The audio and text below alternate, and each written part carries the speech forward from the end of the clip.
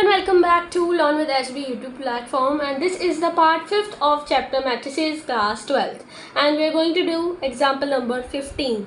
Find AB if A is equal to this and B is equal to some matrix. Okay, so अब हम क्या, एक property है इस क्वेश्चन के अंदर, एक प्रॉपर्टी है कि जब हम दो किसी नंबर्स को मल्टीप्लाई करते हैं, वैसे हम इसका कंसीडर करते हैं ना मैट्रिक्स को कई बार समझने के लिए एज अ नंबर, बट ये प्रॉपर्टी थोड़ी डिफरेंट है।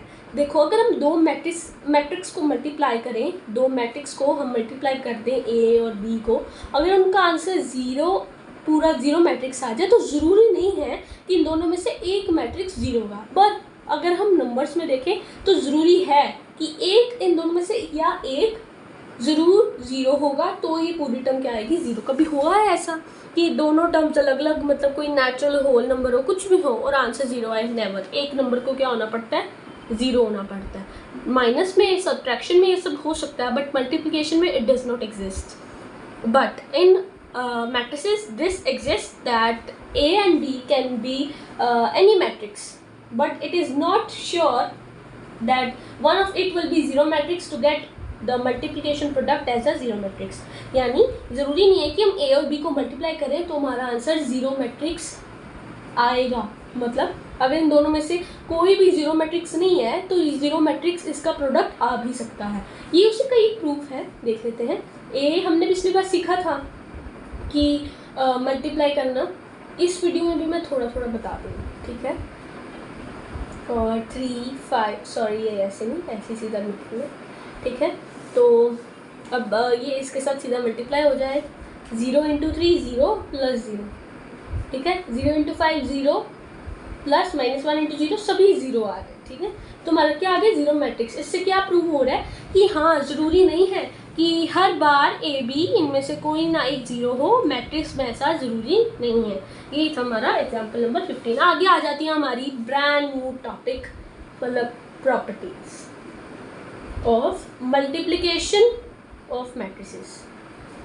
वही पुरानी प्रॉपर्टीज़ हमने पहले पढ़ी थी, commutative property, distributive property, associative property. Commutative तो अभी हमने किया, ये सही नहीं आ रहा, तो ये कम्यूटेटिव नहीं है। ओके, कम्यूटेटिव तो ये है नहीं, इसकी प्रॉपर्टीज़ लिखते हैं अब हम। सबसे पहले एसोसिएटिव, अगर आपको लगे तो ये कम्यूटेटिव नहीं है, क्योंकि A B is not equal to B A. Sometimes it could be, but sometimes it is not. Okay, that's why associative law क्या कहता है कि हमारे पास ए बी को मल्टीप्लाई करें और इस प्रोडक्ट को सी के साथ मल्टीप्लाई करें तो ए बी सी ये बराबर आएगा। आप नंबर्स के साथ कंसिडर करना। अब 6 × 2 × 3 है, इनको पहले मल्टीप्लाई करो, फिर इसके साथ मल्टीप्लाई। 12 × 3 क्या आ जाएगा, 36। इधर 6 × 2 × 3 कर लो, क्या आ जाएगा, 36। ज़रूरी नहीं है कि मैट्रिक्स, ज़रूरी है कि ये बराबर ही आता है, ठीक है। तो ये इसकी क्या है, एक एसोसिएटिव प्रॉपर्टी है। दूसरी प्रॉपर्टी हमारे पास आ जाती है डिस्ट्रीब्यूटिव लॉ भी लिख सकते हैं, प्रॉपर्टी भी लिख सकते हैं, हमारी मर्जी है। A B plus C is equal to A B plus A C. ये तो हमें पता है, ये तो बहुत आसान है, ये तो हमने अभी पहले भी की थी, तब भी ये पढ़ा था कि पहले इसको इसके साथ मल्टीप्लाई, फिर इसको इसके साथ, ऐसा हमारे पास प्रोडक्ट आएगा। और दूसरा कि हम इसे A C plus B C, same ही है। मतलब हम ऐसे हो तो ए आगे और सी आगे, इससे कोई फ़र्क नहीं पड़ता, हम इसे नॉर्मली ऐसे मल्टीप्लाई कर सकते हैं। ये दोनों एक दूसरे के इक्वल हैं या नहीं है, ये मैटर करता है। हमारे पास third property, the existence of multiplicative identity. इसका मतलब अभी हमने पहले भी इस टाइप की प्रॉपर्टी पढ़ी थी, a + i वगैरह। यहाँ पे मल्टीप्लाई है, i क्या था, आइडेंटिटी मैट्रिक्स। i क्या था, आइडेंटिटी मैट्रिक्स में जो डायगोनल लाइन पे 1 1 हो, ठीक है।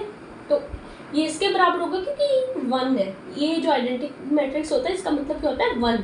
इसको 1 को किसी के साथ में मल्टीप्लाई कर दे, कोई फ़र्क होता है, नहीं होता, ठीक है। तो ये ए आ रहा है, तो इसका क्या थर्ड प्रॉपर्टी है, एग्जिस्टेंस ऑफ मल्टीप्लिकेटिव आइडेंटिटी।